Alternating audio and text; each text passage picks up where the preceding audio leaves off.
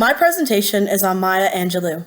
Maya Angelou was a mother, an artist, and a civil rights activist. Maya was born in St. Louis, Missouri on April 4th, 1928. She had a really rough childhood because her parents got divorced and she was also raped by her mother's boyfriend at the age of 8. When her uncles found out about this, he was beaten to death. Her rapist was beaten to death by her uncles. She was so scared that she did not speak for the next 5 years. Finally, when she started to become herself again and started talking, she took to dance, singing, and poetry. She moved to San Francisco and she started to dance there, and at 16 she had a child. She decided that she needed to get a job in San Diego as a nightclub waitress to support her family. Her career took off when she auditioned for an international tour of Porgy and Bess, and she won a role. From 1954 to 1955, she toured 22 countries under this role. Soon after, she moved to New York and started getting involved in the civil rights movement. Soon after that, she met a guy and moved to Egypt. She worked there and edited for the Arab Observer while she was living there. She decided to move to Ghana, where she took her job at the African Review, and this is where her writing truly developed.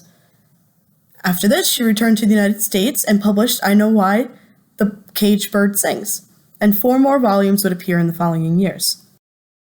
Angelou was appointed Professor of American Studies at Wake Forest University in 1981. She was also nominated for several important awards and wrote and read a poem at President Clinton's inauguration. Her career ended on May 28, 2014 in North Carolina. She was 86 years old. Angelou's writing style is so difficult to classify because she never used one set style. It was always different and changing. However, her writing mainly focused on her childhood and early adult experiences. She is well known across the entire world as a poet, artist, actress, writer, civil rights activist, film producer, director, dancer, and playwright. Rihanna actually tweeted that the book I Know Why the Caged Bird Sings was the first book she read as a teenager, and went on to say, "She made us feel so safe, safe enough to trust her wisdom. Wisdom one can usually only acquire through experience." Poem 1, Still I Rise.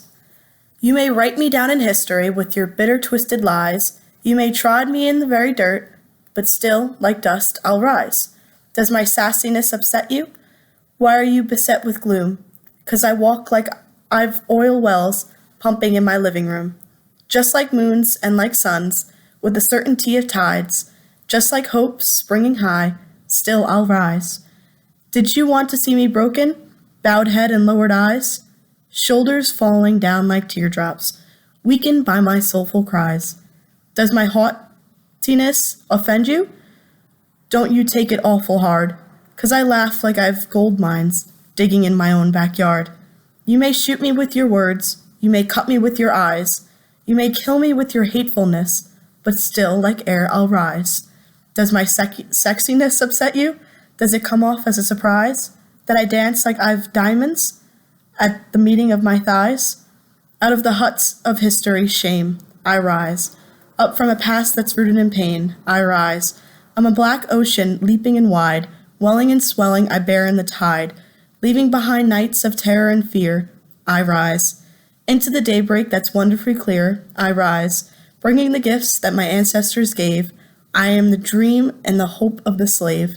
I rise, I rise, I rise.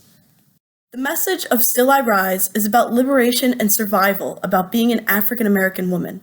She is talking directly to the oppressors throughout. She addresses that even though they can put her down, she will always rise up.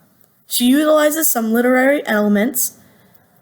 Angelou uses a simile to compare her rise to dust kicked up when stomping on the ground in the stanza.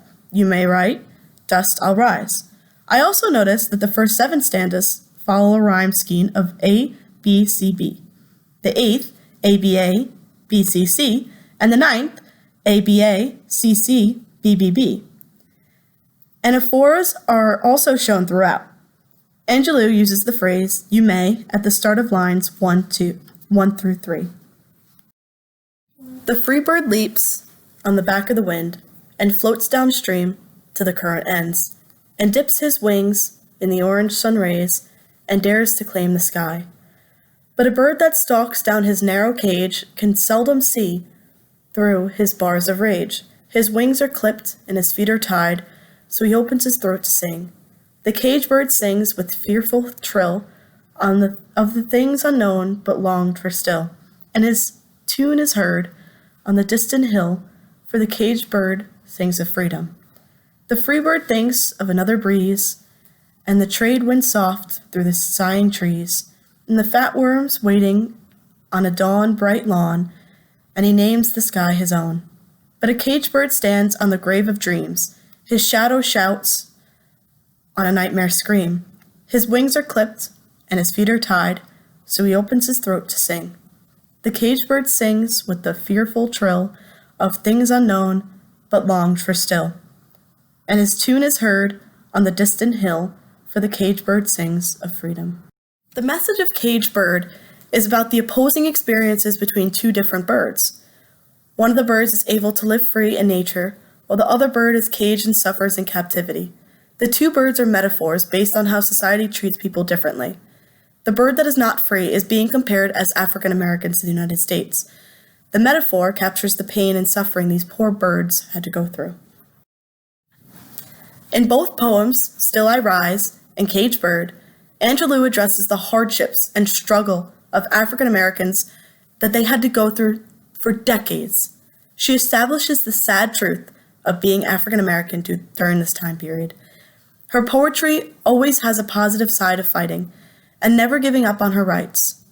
She was a fighter and would use her poetry to express her feelings towards the injustice. These are my citations, and that was my presentation. Thank you.